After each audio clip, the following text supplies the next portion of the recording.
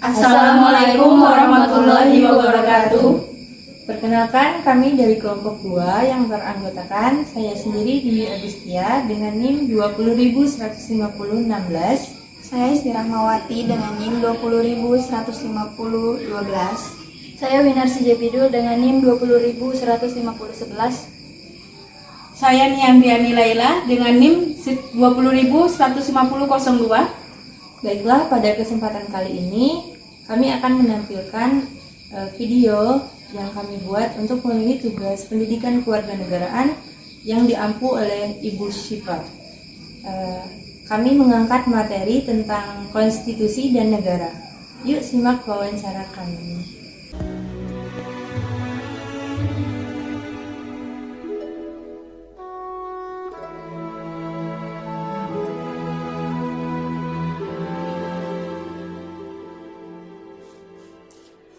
Republik Indonesia atau lebih umum disebut Indonesia adalah negara di Asia Tenggara yang dilintasi garis khatulistiwa dan berada di antara daratan benua Asia dan Australia serta antara Samudra Pasifik dan Samudra Hindia.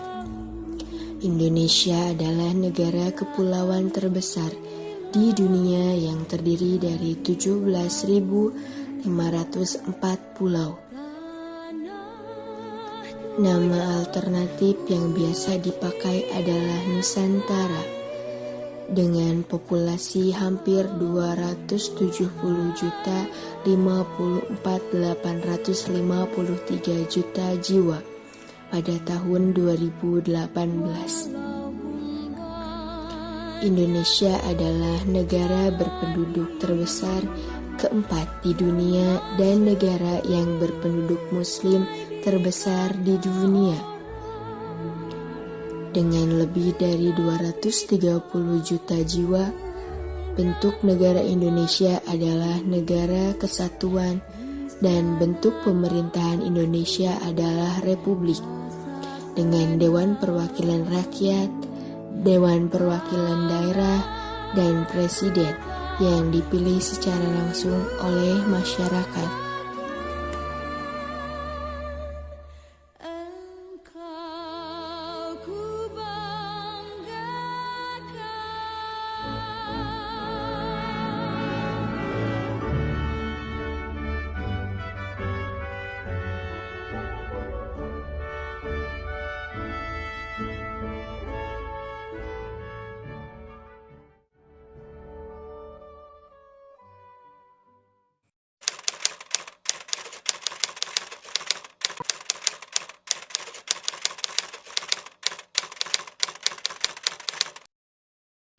Bismillahirrahmanirrahim. Assalamualaikum warahmatullahi wabarakatuh.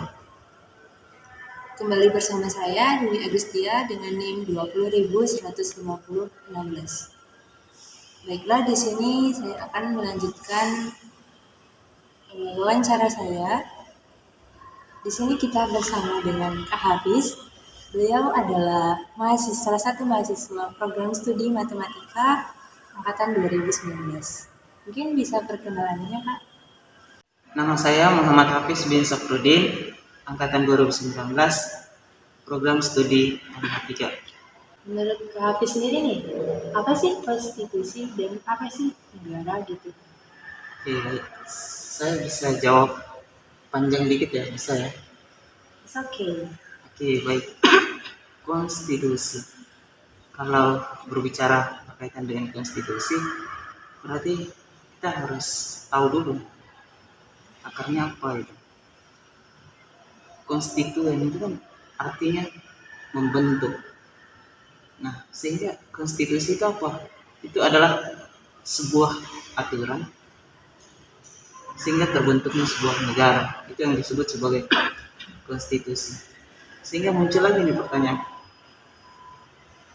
konstitusi, apakah undang-undang itu adalah sebuah konstitusi? Iya, adat istiadat adalah sebuah konstitusi. Iya, semua yang ada di dalam sebuah negara, peraturan entah tertulis maupun tidak, itu yang disebut konstitusi. Lanjut, negara. Apa itu negara? Negara ya, kalau ada rakyatnya, ada pemimpinnya, ada konstitusinya, itu disebut sebagai negara. Halo Kak, halo. Boleh perkenalkan diri dulu Kak? Oke, nama saya Nindya Utami Sasabil dari Program Studi Pendidikan Bahasa Inggris Angkatan 2020. Menurut Kakak, apa sih konstitusi dan negara? Konstitusi dan negara, menurut pengetahuan saya, konstitusi itu kan sebuah hukum dasar negara atau ketentuan dalam negara. Terus kalau negara itu sebuah organisasi yang berkedaulatan. Menurut Mbak Yowanda, pengertian dari konstitusi dan negara itu apa sih? Menurut saya, konstitusi adalah dasar hukum yang berfungsi untuk membentuk negara yang tertib hukum. Sedangkan menurut saya, negara adalah suatu wilayah yang memiliki sistem dan aturan yang berlaku bagi semua individu yang ada di dalam wilayah tersebut.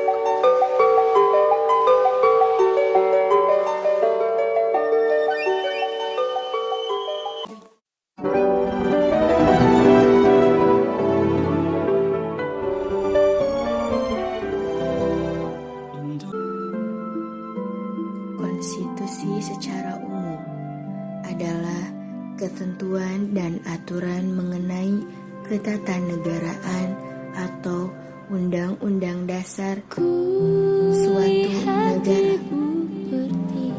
Konstitusi NKRI.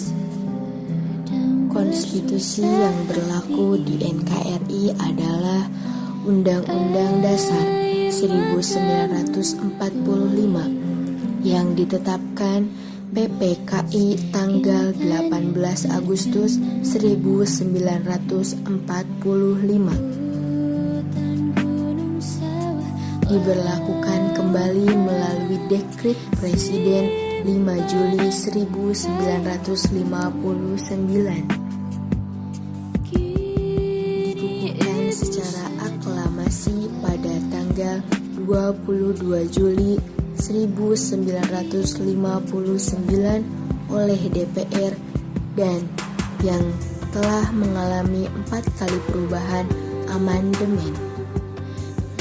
Menurut putusan MPR tahun 1999, tahun 2000, tahun 2001, dan di tahun 2002.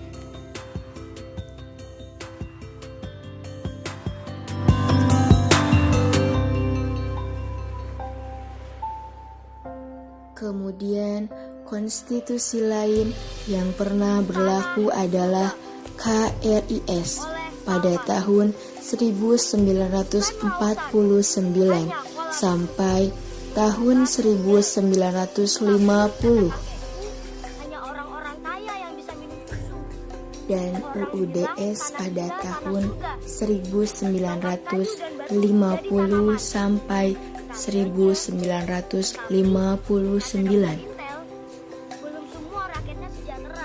Konstitusi yang berlaku di Indonesia adalah hukum dasar tertulis atau Undang-Undang Dasar.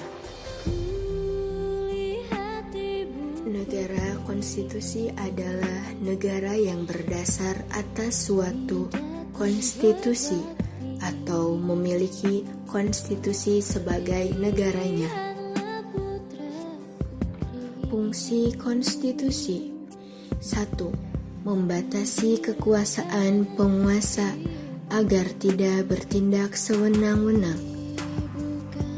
2. Melindungi hak asasi manusia. 3. Pedoman penyelenggaraan negara.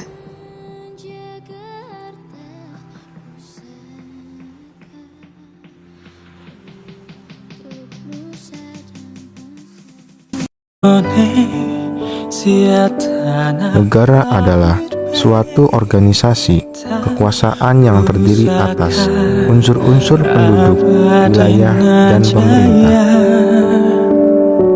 Upaya mewujudkan pemerintahan yang menjamin hak dasar rakyat. Kekuasaan yang terbatas itu dituangkan dalam suatu aturan bernegara yang umumnya disebut konstitusi atau undang-undang dasar dari suatu negara. unsur-unsur terbentuknya sebuah negara, yaitu unsur konstitutif negara yang terdiri dari rakyat, wilayah, dan pemerintahan yang berdaulat. Selanjutnya, unsur deklaratif negara yang terdiri dari pengakuan de facto dan pengakuan de jure. Sifat sebuah negara. Yang pertama, sifat memaksa. Sifat ini berarti bahwa suatu negara memiliki kekuasaan atau kewenangan untuk mewajibkan warga negaranya supaya patuh dan taat pada peraturan yang ada. Yang kedua, sifat monopoli. Negara memiliki sifat monopoli dalam menetapkan tujuan bersama dari masyarakat. Semua hal yang menyangkut kehidupan orang banyak dimonopoli oleh negara tanpa adanya hak atau kewenangan yang sama di pihak lain. Yang ketiga, sifat menyeluruh atau mencakup semua.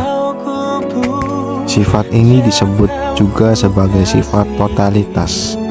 Artinya, warga negara bukan atas kemauan sendiri atau involuntary membership yang berbeda dengan asosiasi dan organisasi lain. Fungsi sebuah negara diantaranya mengendalikan dan mengatur gejala-gejala kekuasaan yang asosial. Selanjutnya, mengorganisir dan mengintegrasikan kegiatan manusia dan golongan-golongan lemah untuk tercapainya tujuan-tujuan dari masyarakat seluruhnya. Baiklah, tadi kita sudah mendengar apa itu konstitusi dan apa itu negara dari Kak Hafiz. Selanjutnya, kita mau tanya-tanya lagi nih Kak. Menurut Kak Hafiz, konstitusi di Indonesia itu sudah terrealisasi dengan baik atau belum Kak? Kalau itu saya rasa diskursusnya panjang sekali dan pembahasannya tidak akan selesai. Nah, kita lihat realitas sekarang. Acuan kita apa? Konstitusi kita apa? Yang tertulis misalnya, saya kasih sampel undang-undang, kan banyak sekali yang tertulis. Ada undang-undang, ada Pancasila, dan lainnya. Nah, namun yang sekarang ini adalah konstitusi yang tertulis dan konstitusi yang tidak tertulis itu saling bertabrakan, sehingga tidak terrealisasi pada saat ini. Saya kasih contoh. Misalnya di sebuah tempat yang memegang adat istiadat kayak apa, tidak dilarang untuk meminum minuman keras misalnya. Nah, sedangkan negara melarang itu kan tidak sinkron antara konstitusi yang tertulis dan tidak tertulis. Baik, tadi. Jadi pada kesimpulannya, konstitusi di Indonesia belum terrealisasikan dengan baik karena tidak konsisten atau tidak seimbang antara konstitusi tertulis dan tidak tertulis, begitu ya Kak? Iya. Lalu menurut Mbak Yolanda, apakah konstitusi di Indonesia sudah terrealisasi dengan baik? Menurut saya belum, dikarenakan masih banyaknya oknum-oknum yang masih menyalahgunakan kekuasaannya. Apakah konstitusi di Indonesia ini sudah terrealisasikan dengan baik? Konstitusi di Indonesia itu kan berbentuk undang-undang dasar ya. Menurut saya konstitusi di Indonesia itu, maksud saya undang-undang dasar itu masih belum terrealisasikan dengan baik karena masih ada banyak oknum masyarakat yang kerap kali melanggar. Kemudian juga undang-undang dasar itu juga masih sering mengalami perubahan, jadi kayak kurang efektif aja dalam pengaturannya. Lalu menurut Mbak Yolanda, mengapa setiap negara harus memiliki landasan konstitusi?